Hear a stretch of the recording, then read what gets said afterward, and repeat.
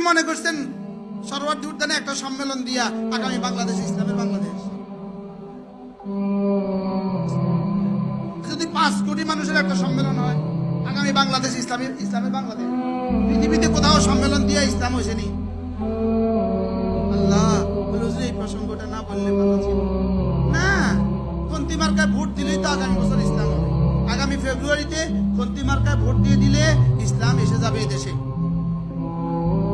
ধোকায় আছি, ধোকা ধোকা। কিসে আছি বলেন? আমিও ধোকা খাইছিলাম, আমিও ভাবছিলাম নির্বাচন করব,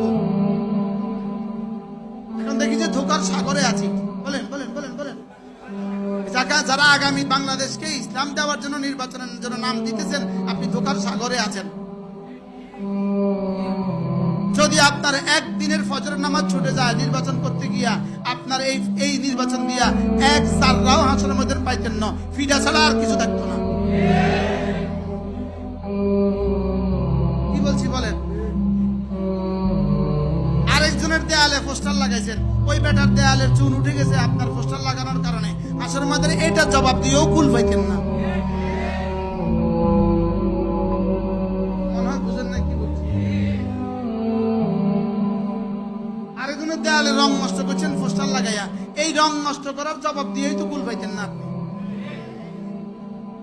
আর ছবি যে লাগাই দিচ্ছেন, এটা যে কোন ইসলাম আপনাদেরকে অনুমতি দিছে আমাদের বুঝে ধরে না।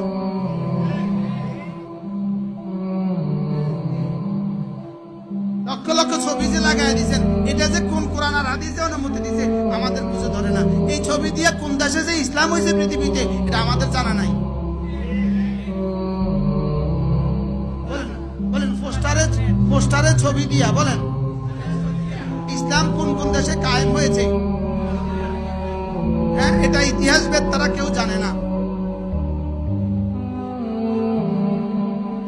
ইতিহাসবিদ তাদের কাছে এটা কি নাই বলেন? জানা না। না, ইতিহাসের কোন পৃষ্ঠায় এটা লেখে নাই, ইতিহাসের কোন পৃষ্ঠায় এটা আসে নাই। বলেন কি বলছি বলেন? ইতিহাসের কোন পৃষ্ঠায় কি আসে নাই? এটা আসে নাই। গণতন্ত্র দিয়ে ইসলাম হবে, গণতন্ত্র এই জন্য বানাইছে